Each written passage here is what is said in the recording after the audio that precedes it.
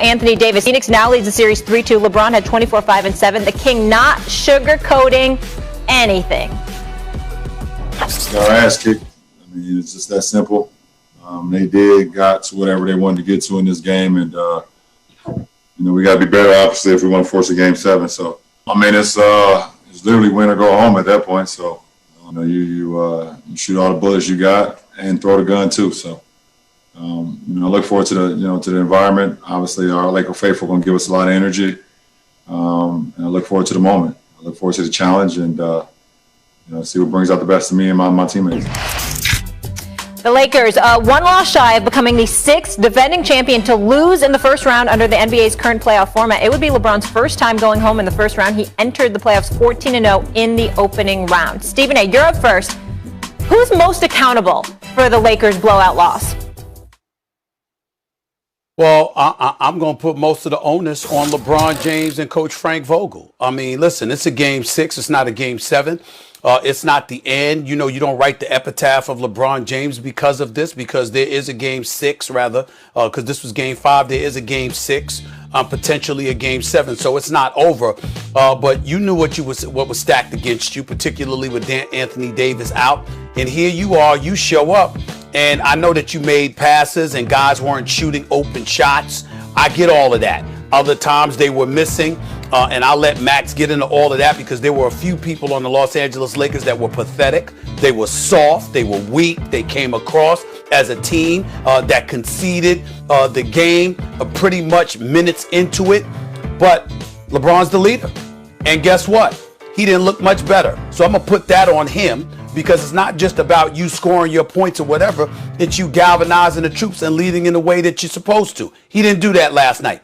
But the big onus, a bigger onus to me, falls on Coach Frank Vogel. See, it's moments like this where you get reminded that Frank Vogel wasn't their first choice. He really wasn't their second choice. It's just that because of somewhat of a checkered past against Jason Kidd, he couldn't be the guy that was hired to be the head coach of the Los Angeles Lakers. Because I'm here to tell you as a point of fact that Jeannie Buss wanted Jason Kidd to be the head coach of the Los Angeles Lakers, which is why everybody was contemplating, how long is Frank Vogel going to be there? But props to Frank Vogel, who came in and won the chip last year and had them ready to play in the bubble. But last night, Mr. Vogel, Coach Vogel, where the hell was your defense?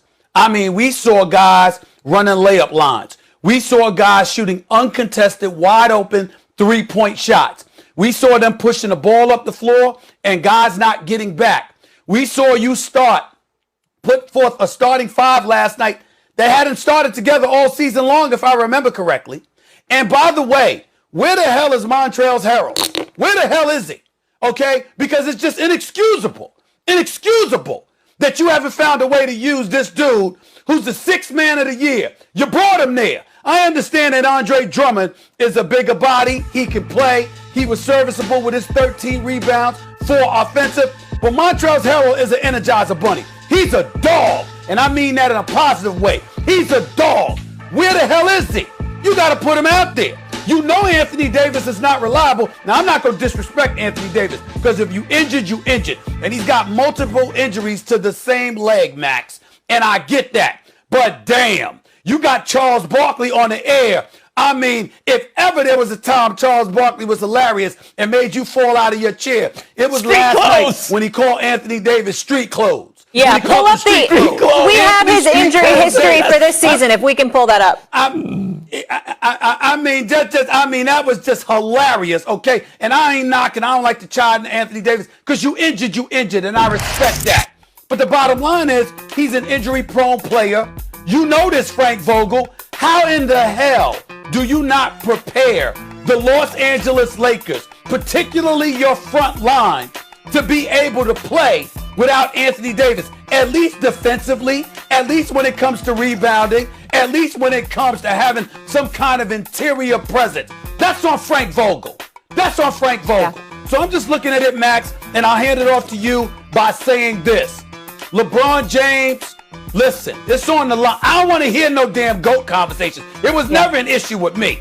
I don't want to hear. You better show up in game 6 and be not just a great player we know you to be, somebody who's worthy of being on the Mount Rushmore, you better galvanize these troops and get these boys ready because your teammates look soft. They look weak. Last night, they just got straight pumped. You down by 30 in the first half. Let's get Max in here. That's what happened. The person most responsible for the loss, and it took a lot of people to have a loss like that. Like, you could say whatever you want. I don't know what happened in the second half of that game. Anyone watching the second half of that game? Everyone was watching Denver and Portland. 20 down, 27 down, 30 points at the half. Get out of here. The person most responsible for the loss is Dennis Schroeder.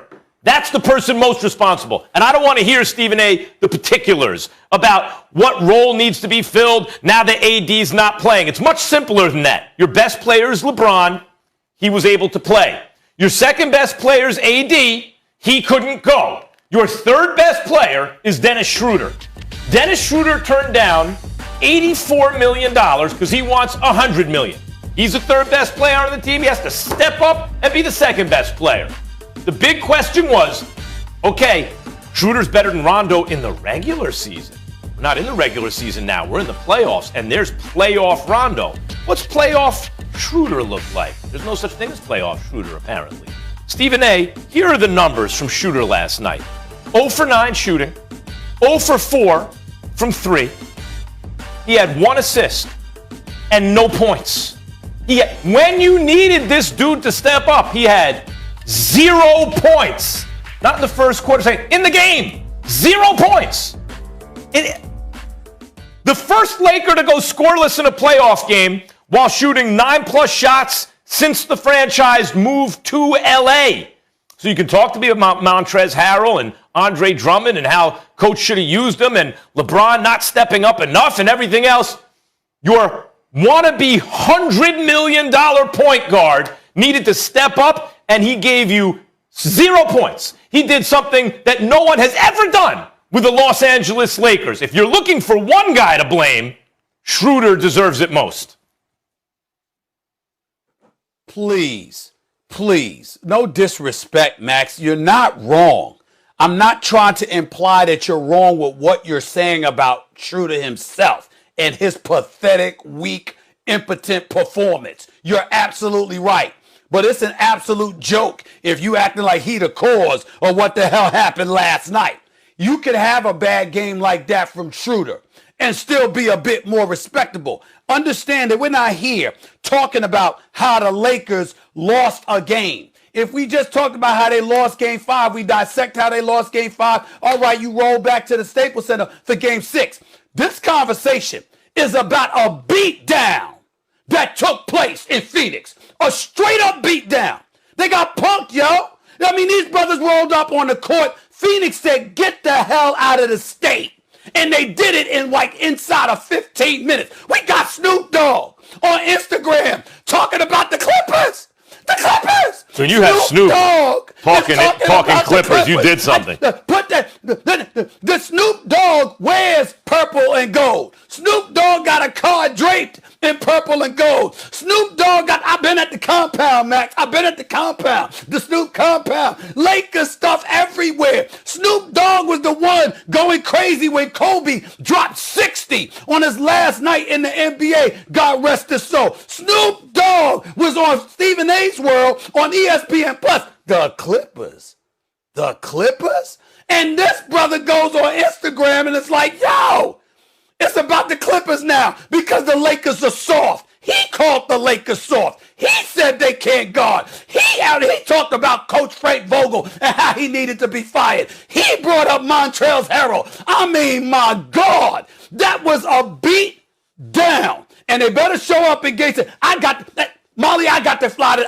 I was planning on being in New York, looking forward to enjoying my next few weeks. The weather nice, it's beautiful. You see outside the pier at South Street Seaport. I was planning on being in New York. I got to fly to LA tomorrow. I got to be there. We all feel very sorry for you. Because we feel very sorry for you. It could Molly, be do you the feel end. sorry for Stephen A? It could be the I end. always feel sorry for him. Yeah. I'm just saying. Our sympathies, It could Stephen be A. the end. It could be the end.